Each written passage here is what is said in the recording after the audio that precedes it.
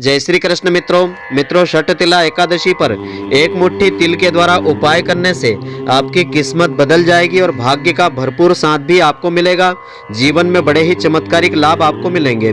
तो मित्रों, आज आपको हम बताएंगे कि षटतिला एकादशी के इस पावन पर्व पर आपको तिल के द्वारा किस प्रकार से उपाय करना चाहिए जिससे कि आपकी मनोकामनाएं शीघ्र पूर्ण हो जाए। तो मित्रों, आप सभी का बहुत बहुत स्वागत है आपके अपने ही चैनल एस्ट्रो गुरुजी में। यदि आपने अभी तक हमारे चैनल को सब्सक्राइब यदि नहीं किया हो तो अभी सब्सक्राइब कर लें और बेल आइकन को अवश्य दबाएं, जिससे हमारे अगले आने वाले नए वीडियो की नोटिफिकेशन सबसे पहले आपके पास पहुंचे। आप नित्य नई नई ज्ञानवर्धक जानकारियां व नित्य का राशिफल हमारे चैनल से प्राप्त करते रहें। तो हमारे हिंदू धर्म में एकादशी सबसे महत्वपूर्ण तिथि में से एक तिथि है। यह शुभ दिन चंद्र पखवाड़े के प्रत्येक 11वें दिन रहती है। तो प्रत्येक मास में 2 एकादशी होने के कारण एक साल में 24 एकादशी रहती है। तो शुक्ल और कृष्ण पक्ष के दौरान एक महीने में 2 एकादशी होती है। इनमें से माघ मास में कृष्ण पक्ष की एकादशी को षटतिला एकादशी कहते हैं। षटतिला एकादशी को तिलदा एकादशी के नाम से भी जाना जाता है। इस बार यह एकादशी षटतिला एकादशी दिनांक 28 जनवरी 2022 शुक्रवार के दिन रहेगी। यह दिन भगवान विष्णु जी को समर्पित है। इस दिन भक्त लोग उपवास रखते हैं। इस दिन तिल का प्रयोग बहुत ही महत्वपूर्ण माना जाता है। इस दिन आप तिल का अलग अलग प्रकार से प्रयोग कर सकते हैं। तो षटतिला एकादशी व्रत का पालन करने वाले भक्त को प्रातःकाल सूर्योदय से पहले स्नान कर लेना चाहिए। अपने पूजा घर को सजाना चाहिए और कृष्ण और भगवान विष्णु जी की तस्वीर या मूर्ति स्थापित करना चाहिए। भगवान कृष्ण जी के या विष्णु सहस्त्र नाम के जाप के साथ पूजा आपको करना चाहिए। भगवान को तुलसी, जल, नारियल, पुष्प, धूप, फल और प्रसाद अर्पित करना चाहिए। दिन भर ही भगवान का स्मरण करते रहें। अगले दिन प्रातःकाल यानी द्वादशी के दौरान पूजा आप करें और प्रसाद ग्रहण करने के बाद उपवास को खोलना चाहिए। तो षटतिला एकादशी व्रत के खास नियम इस प्रकार से है। षटतिला एकादशी के दिन प्रातः के दौरान, प्रातः के समय, द्वादशी की सुबह तक यह व्रत आपको रखना चाहिए। द्वादशी के दिन भगवान विष्णु जी की पूजा करने के बाद पारण करने के दौरान व्रत खोला जाता है। व्रत में कुछ भी न खाने का विधान होता है। कुछ भक्त लोग इस दिन अकेले तिल का सेवन करते हैं। अगर आप किसी स्वास्थ्य स्थिति में हैं तो ऐसे में भक्त लोग दूध और फल भी ले सकते हैं। या आपको किसी प्रकार की कोई व्याधि है शरीर में तो आप दूध, फल आदि ले सकते हैं। तो षटतिला एकादशी व्रत के लाभ इस प्रकार से हैं। षटतिला एकादशी व्रत को पूरी आस्था, विश्वास और भक्ति के साथ करने से भक्त को उसके सभी जन्मों में धन, समृद्धि और अच्छे स्वास्थ्य का आशीर्वाद मिलता है। इस दिन गरीबों को भोजन, वस्त्र, कीमती सामान, धन दान करना महापुण्य प्रदान करता है। षटतिला एकादशी व्रत रखने से घर में कभी भी भोजन और समृद्धि की कमी नहीं आती है। भगवान विष्णु जी की विशेष कृपा दृष्टि सदैव बनी रहती है।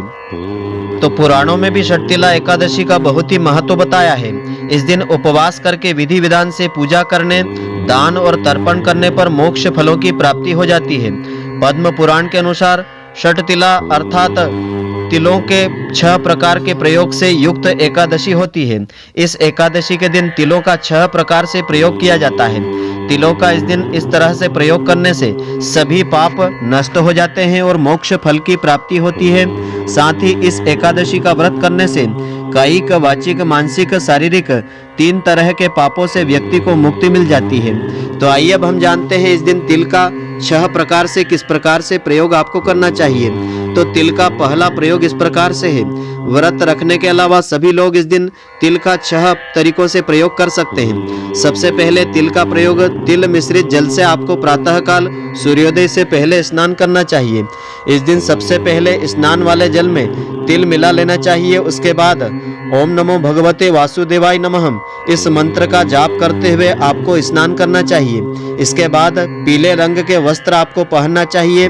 ऐसा करने से सुख, सौभाग्य की प्राप्ति होती है, मोक्ष के द्वार खुल जाते हैं।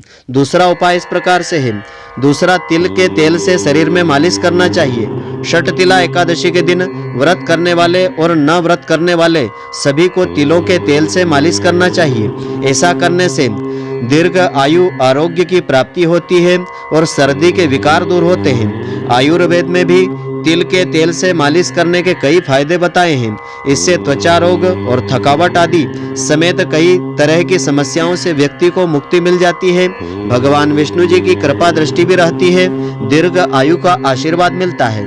तो तिल का तीसरा प्रयोग इस प्रकार से है, तिल का हवन करना होता है। तो एकादशी के दिन सभी को 5 मुट्ठी तिल से हवन अवश्य करना चाहिए। हवन करने से पहले गाय के शुद्ध घी में तिलों को मिला लेवे और फिर ओम नमो भगवते वासुदेवाय नमः इस मंत्र का जाप करते हुए हवन आप कर सकते हैं। साथ ही आप कनकधारा स्तोत्र या श्री सूक्त का जाप करते हुए हवन कर सकते हैं। ऐसा करने से माता लक्ष्मी जी की विशेष कृपा दृष्टि सदैव बनी रहती है, दुख दरिद्रता का नाश होता है, अन्न धन की घर में कभी कमी नहीं आती है। तिल का चौथा प्रयोग इस प्रकार से है, चौथा, तिल वाले पानी का सेवन आपको करना चाहिए। एकादशी के दिन हर किसी को तिल वाले पानी का ही सेवन करना चाहिए। आप पीने वाले पानी में तिल मिला लेवें और उसे पूरे दिन पीते रहें। ऐसा करने से शरीर के कई रोग व्याधियां दूर होती है। साथ ही आप दक्षिण दिशा की ओर मुख करके पितरों को तिलों का तर्पण भी कर सकते हैं। ऐसा करने से पितृ देवताओं का विशेष आशीर्वाद मिलता है, परिवार में सुख शांति और समृद्धि बनी रहती है, पितृ दोष से भी मुक्ति मिलती है।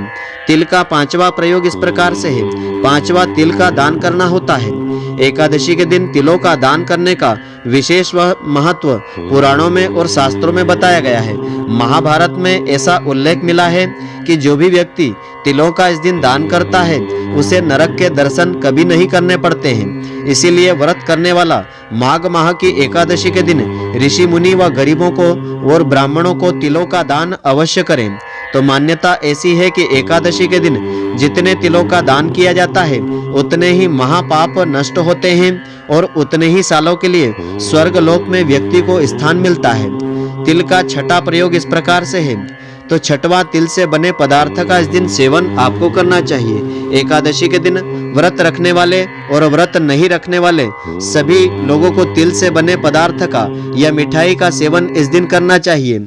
इसे गुड़ या शक्कर में मिलाकर के इसका प्रयोग आप कर सकते हैं। तो इस दिन सायंकाल के समय तिल युक्त भोजन बना करके भगवान विष्णु और माता लक्ष्मी जी को भोग अर्पित करना चाहिए। यानी तिल की मिठाई या लड्डू आपको बना करके भोग अर्पित करना चाहिए। उसमें तुलसी दल अवश्य रखना चाहिए। साथ ही गरीब व जरूरतमंद लोगों को भोजन करवाना चाहिए।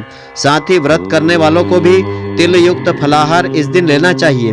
इस दिन ऐसा करने से वैकुंठ धाम की व्यक्ति को प्राप्ति होती है, भगवान लक्ष्मी नारायण जी की विशेष कृपा उसे मिलती है।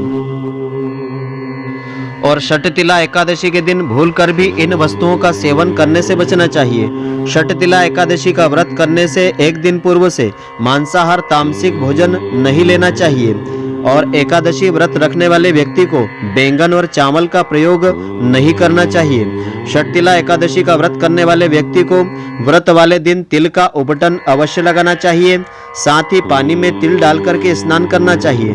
षटतिला एकादशी के दिन भगवान विष्णु जी की पूजा में तिल का प्रयोग अवश्य करना चाहिए और तिल का ही भोग अर्पित करना चाहिए।